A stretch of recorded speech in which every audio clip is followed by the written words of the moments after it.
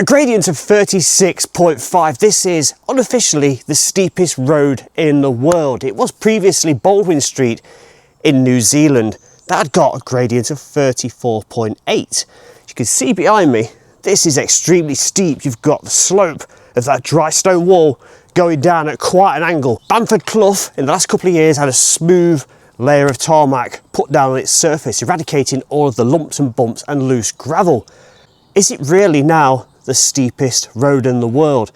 0.8 kilometers in length and 145 meters of gradient.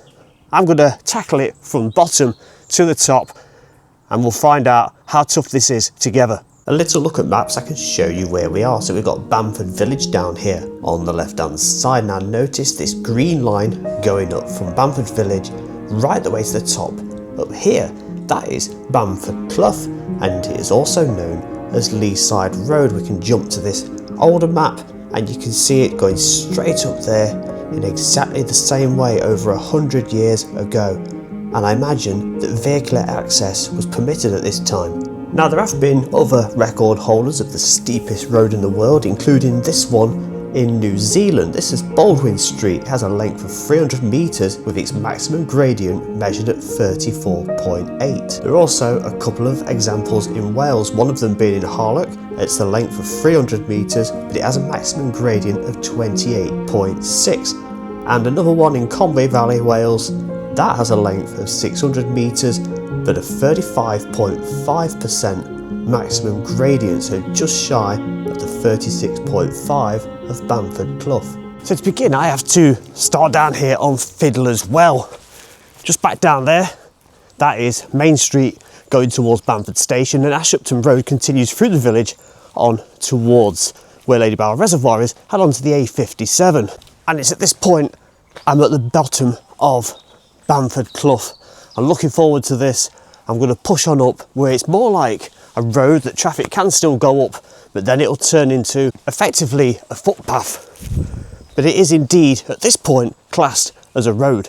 I'm coming away from the bottom. It's got this beautiful stone wall on the left. That's got to be a good 10 or 12 feet high. Lovely cottage up there, and the typical stone wall on the right. You can see it's already beginning to snake its way up, and you may be able to make out that gradient already. I have come at a lovely time of year as well. The trees are just beginning to shed their autumn leaves. Now then, this path you can see is getting exceptionally steep behind me. It does bridge a gap of 145 vertical meters, and its average gradient is actually 19.3.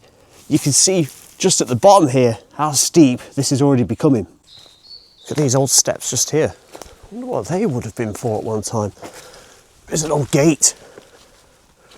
That's not been used for a very long time. It's got an old padlock on it too, look. I wonder if anybody still has the key for that. The steps do carry on, but to where? I don't know. It appears there'll be no water flowing down the clough today. There is a slight trickle going down there, but this has been known to have water gushing across the road at this point.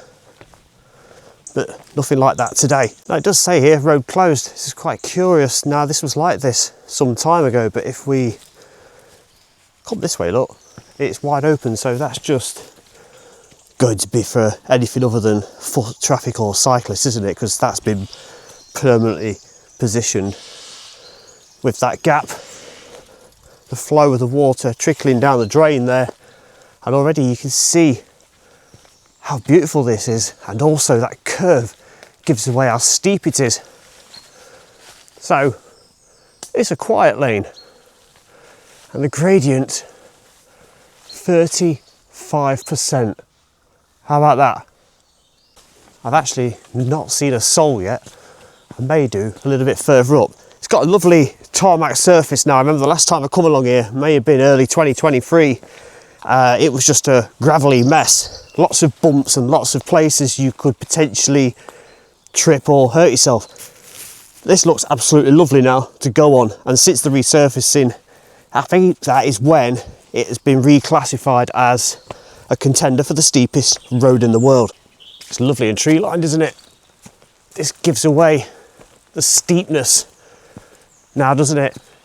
It's going to take a bit of a left turn just up here and then straighten up for the bulk of the journey upwards.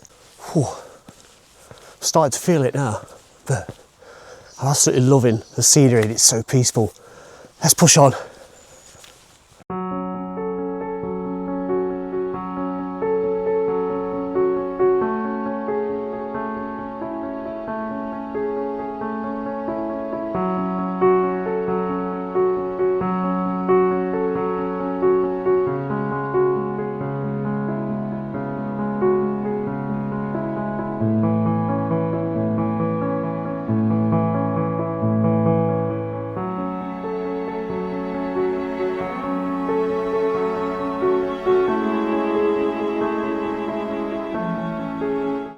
Met with a brick line drain gully just here, look. It's got the drain, and the purpose of this will be to capture any flows of water coming down the hillside, Bamford Clough, and there'll be a few of these all the way up, capturing the water, taking it diagonally across and dropping it into those great covers scattered along the edge of this road. There's an old access gate here, look. That's not been used for many decades, has it? Goes into a farmer's field, got sheep in it currently. That's nice. So it's the steepest point now. Another brick line gully just there and drain. You can see it now. It's looking lovely though. Time for a little bit of water and a sit down. You can see from here how steep it is. I don't think this angle is actually doing it justice. Pan around, look. Look at the angle that wall goes down. Refreshment break over. Let's push on to the halfway point.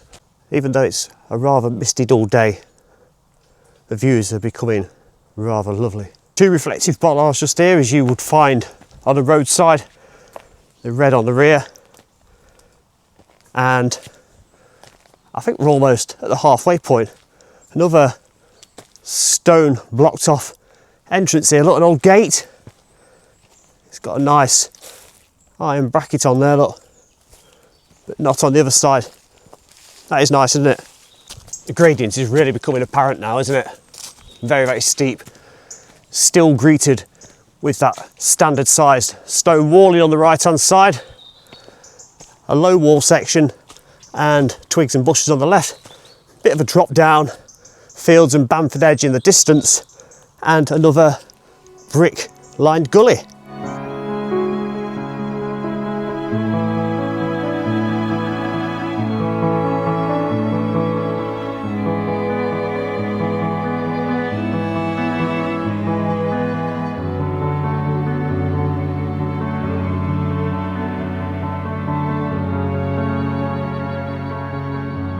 I'd say right now I'm roughly at the halfway point. I might be just slightly beyond it. I've got views of Bamford Edge on my right hand side. It's looking rather misty today. Bit of low cloud cover over there. You can see we are now at the steepest part of Bamford Clough. It's not really taking it out of me. I'm getting very, very warm at the same time, but I suppose I'm not really dressed for it. But at the same time, I'm enjoying it. It's really good. Still not seen a soul though. Let's carry on and work our way towards the summit.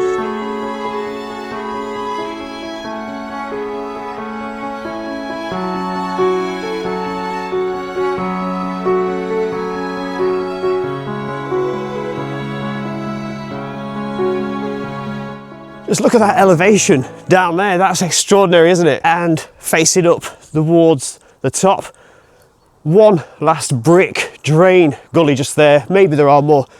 You can see it kind of plateaus off and levels off just a little bit, doesn't it?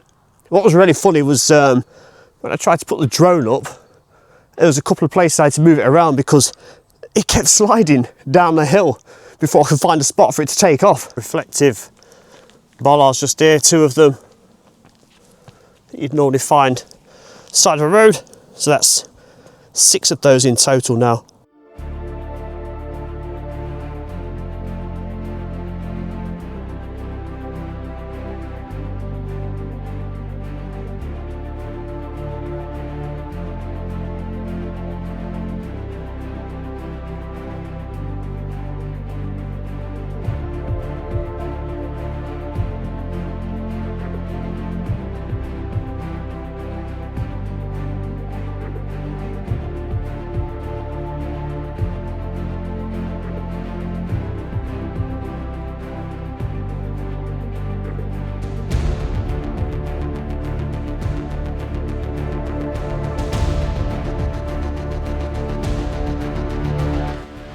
Approaching the very top now, I can see the summit of Bamford Clough. I've expected it to maybe be gated off at the top as it was down at the bottom, but so far there are no signs of any such thing, the top being just around this corner.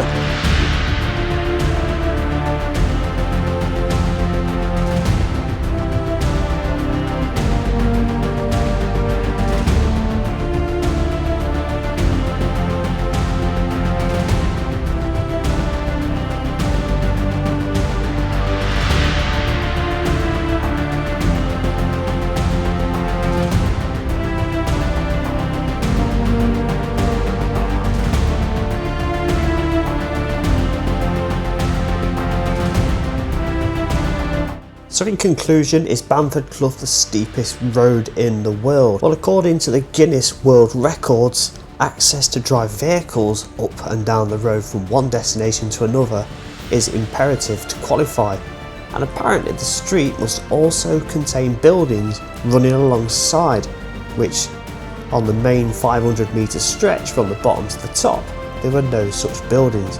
So this would make Barlow Street the winner in New Zealand of the steepest road in the world. So here I am at the very top of Bamford Clough. We've gone all the way to the top, all 0.8 kilometres of that very, very steep gradient of up to 37.5%. Is it the steepest in Britain? I'm sure some people will comment below of steeper ones that I haven't mentioned, but for now, I'm here. A little bit out of breath, a little bit pink-faced, but loved it. I'm off to go and find something a little bit dark and grisly now. Cutthroat Bridge, the home of 2 murders and also a famous rock star that sadly lost a limb. I'm going to head on over there now and I'll see you in the next video. Bye for now.